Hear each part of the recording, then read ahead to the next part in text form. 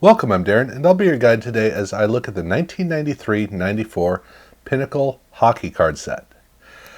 So, when Pinnacle kicked off in 1991, they designed a really nice, impressive card, but it was kind of a jumbled mess. There was a lot going on, and the picture kind of got disappeared in the whole card.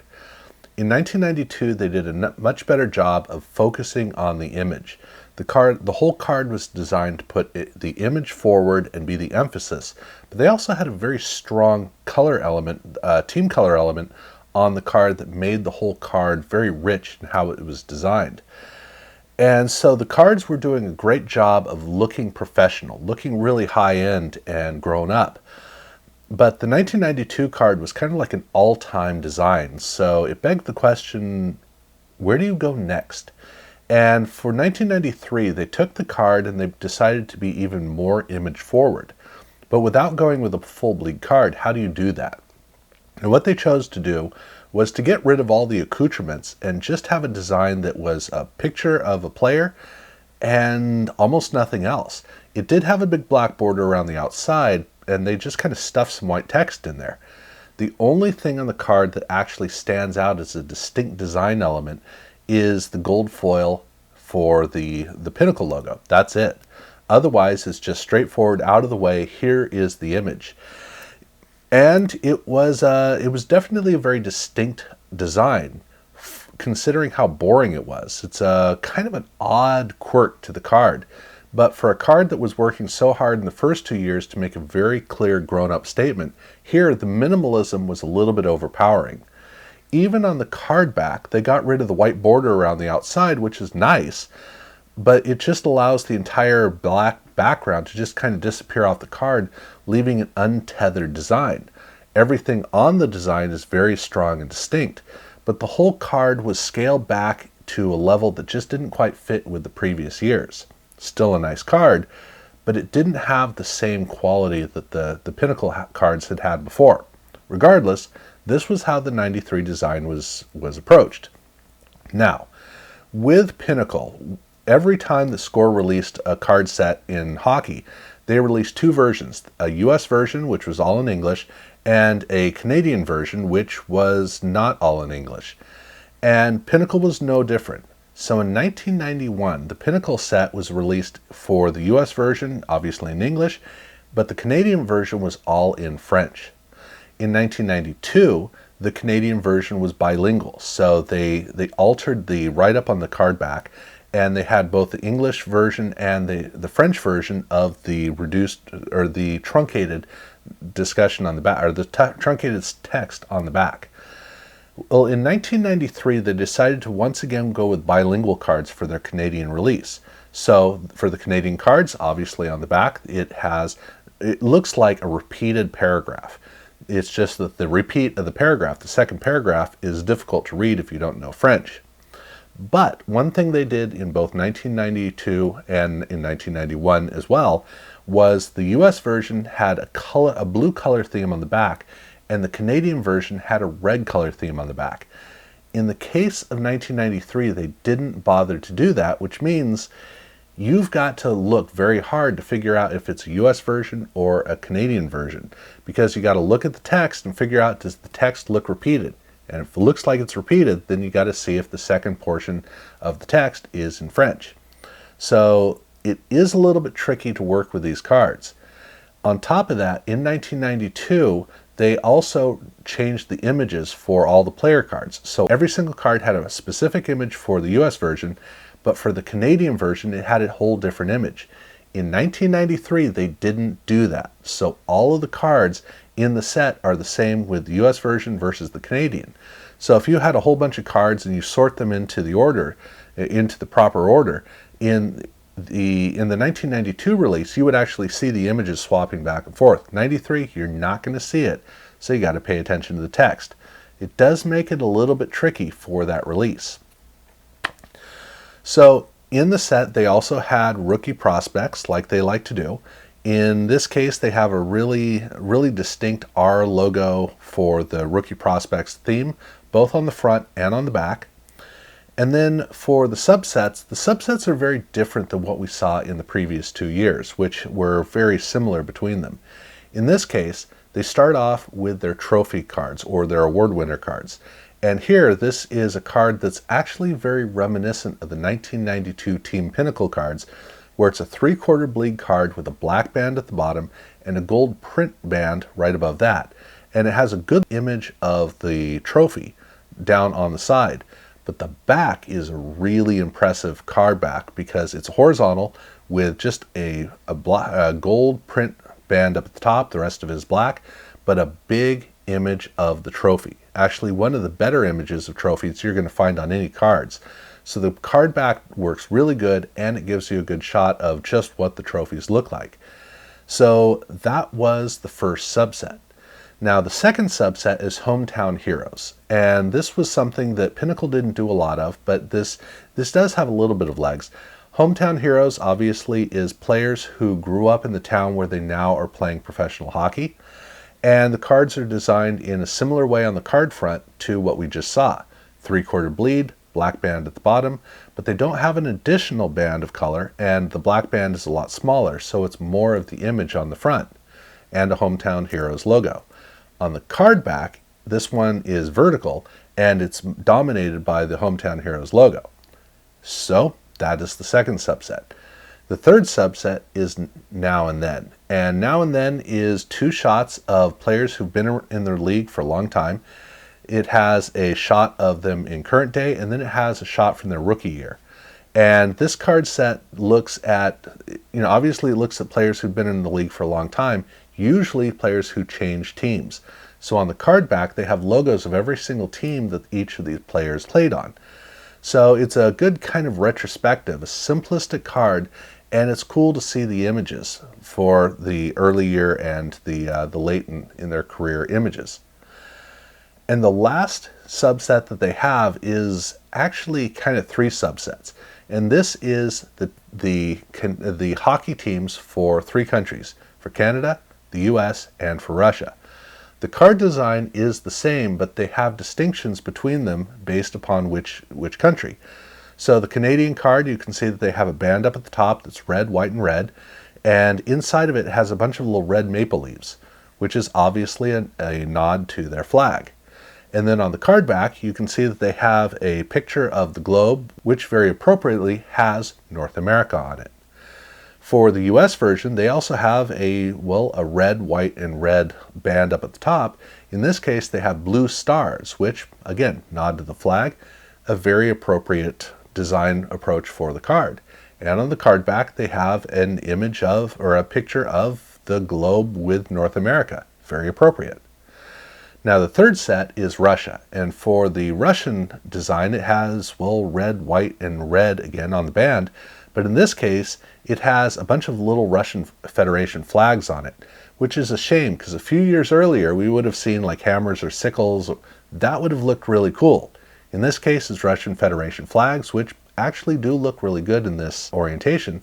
And on the card back, in this case, they have a drawing of, North America again. Now, to be fair, if you look off at Alaska, you can see Russia from there. So there is a little bit of Russia, but it's funny that for this card, they didn't change the card back to have the European and Asian continent on it. It's still North America, but that is the card set. Almost completely. It's a 511 card set, but they do have a 512 card, which is a card of Wayne Gretzky, but this is to honor his 802nd goal, which put him as the all-time scoring leader. So for this card, to honor that momentous occasion, it's a horizontal card showing the goal being scored, and it has a really good logo for the all-time scoring leader on it. Card number 512. And some Beckett's, I don't know if it's all Beckett's, but at least some Beckett's don't list this as having a Canadian version, but you can see from this card that this is a Canadian version.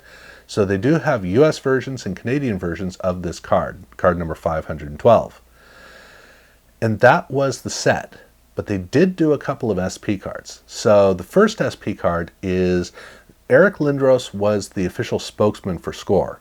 They took advantage of that by having a card for Eric and his brother Brett Lindros, who was just coming up.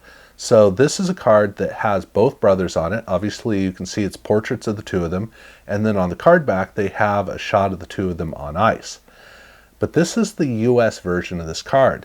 They also had a Canadian version of this SP card, which also had the brothers, but here it's the shot of them both on the ice. And then on the back, it's the shot of them on the ice as well.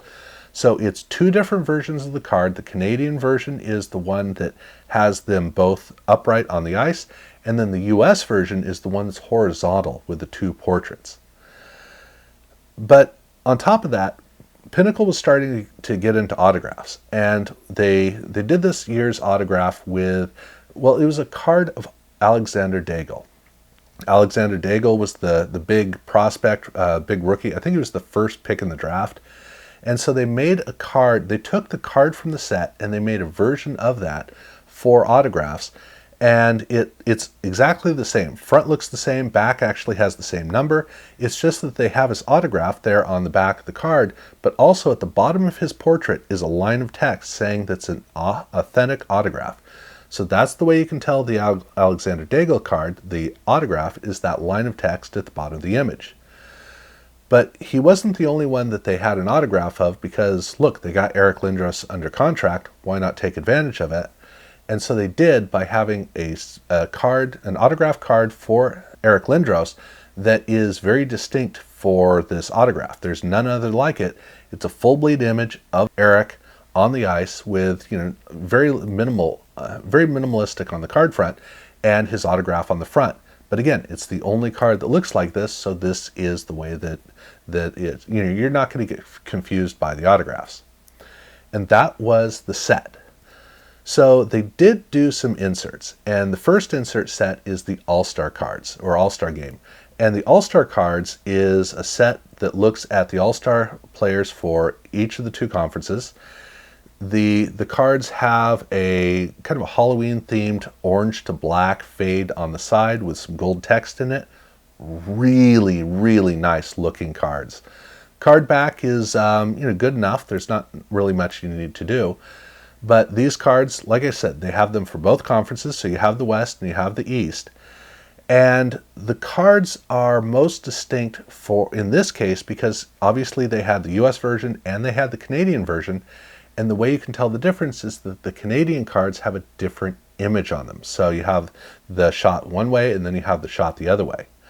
And this is for the whole 45 card set, but they also had 5 cards at the end that was a redemption. And for those cards, those are looking at scoring leaders, or I shouldn't say scoring leaders, but they are for essentially the award winners for the All-Star game.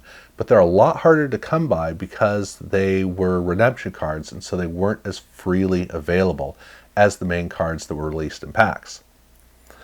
They also had other inserts, including the captain's cards. This is a whole set that looks at the captain of every single team. So in most cases, it's one shot of the player, or it's one player, a shot of him up close in a small box in the middle, and then there's a background kind of faded image of the player behind. But in some cases, they actually have more than one captain. They'll have 2 or 3 players that are featured on these cards. And then they also had an expansion set, and the expansion set was a small 6-card set. This was done in the same design as the Team Pinnacle in 1992, except these are actual photographs. This is also something that they did over in baseball. And so what you have are 2 expansion teams, because right now there were a number of new teams popping up really quickly. So here we have the Anaheim Ducks and we have the Florida Panthers. 6 players, so a player on one side, player on the other, across all 6 of the cards. And then they also had an insert set called Masks, which in 1992, Masks had been a part of the main set. Really nice cards, cool subset cards. Well, in 1993, they decided to upgrade that by turning it into an insert set and using Dufex on it. So the cards are extremely bright and lively. They're not as photorealistic as the photos in the 1992 set. So here they're more artistic to really work with the Dufex, which makes them very bright, but they look really awesome. And on the card back, on the card back, that has a chrome foil finish on the whole card. So it's a very distinct look to the card backs of these cards. Now they also had a set called Nifty 50, and this is a card set that is not, I'm not sure if it is Dufex or if it is, I'm pretty sure it's Dufex, but it looks kind of like it's lenticular, which for Score and Pinnacle would make sense, but it's very thin. So the card throws you off because that whole pattern in the background has a Dufex-like movement, a 3D effect that works very well in contrast to the player in the card. So the 3D effect is very effective, and it does have some brushed metal down at the bottom with the copper detailing down there. And once again, the card back is a chrome finish on the whole card back. Then they have their Super Rookies cards, and this is kind of a letdown in comparison to what we just saw, because it's just a basic card. It's a nice card, and I like how they fade out the background a little bit, so the player's a lot more distinct. But, at any rate, this isn't quite what we were expecting from the previous ones. And then they have their Team Pinnacle cards, and the Team Pinnacle is what they did for Team Pinnacle for 1993. A black border around the outside, kind of like a themed version of the main cards in the set. And then art on the inside for the player. This is obviously a hockey set, so it's only 6 cards as opposed to the 9 or 10 that you would expect in the other sports. And the cards do come with the Canadian version, but because you don't have text on the back, it begs the question, how can you tell the difference? Well, in this case, the US cards have Team Pinnacle with a star in between. In the case of the Canadian ones, they have a maple leaf in between. So it's gold foil maple leaf. So that's the difference between the two. Just like we saw with the Team USA and the Team Canada cards in the set, same approach here with these cards. And then they have their Team 2001 cards. And with Team 2001, this one gets a little bit tricky because the cards are done the same way as the previous year. But in the previous year, for the Team 2000 cards, the way that they differentiated between the US cards and the Canadian cards is they had a maple leaf in gold foil at the top of the Team 2000 text. In 2001, they didn't do that. Instead, they took a very different approach where the US cards have the normal design. They have a normal picture on the front, says Team 2001. There's no maple leaf because that wouldn't make sense. The Canadian version, however, is the same design, no maple leaf, but the image is no longer a photograph, it's a work of art, and the background behind the player is it's more like a color appearance as opposed to a photograph. So the Canadian cards look very different because the whole design of the card looks like a bright card as opposed to a photo of a card. And that was what they released in packs. Now, they did also do a separate release where they did a special set for, wait for it, Eric Lindros. This is a set that was released in its own box, not in a tin, just a box. And the cards for this entire set of Eric Lindros cards are black border around the outside, and they have like a black and white, not checkered, but a border around the outside that alternates between the two. And then, of course, the image in between. And the set doesn't really have anything very distinctive about it, but it is, this is the way that this set was done. And so that was Pinnacle's 1993 run for hockey. There is a lot of interest that goes into this because of some of the ways that they did the US versus Canadian releases of cards. But I got to say that Nifty 50 card, this is one of those once in a, only time you're going to see it kind of cards. I can't think of any card that I've run into that for actual trading cards that weren't a full-blown lenticular card that had that kind of movement on it, because it's a really subtle movement. It's really cool. Other than that, that's the way that the set was released. I'm going to look at 1994 later. I'm just going to look at 1993 here, but that is what there was. So if you haven't seen the other two videos where what Pinnacle did to get here, definitely check those out. I've got those already on, I've already done them, so they're in the archive. And if you haven't subscribed to the channel, I do urge you to do so. And yeah, thank you very much for watching.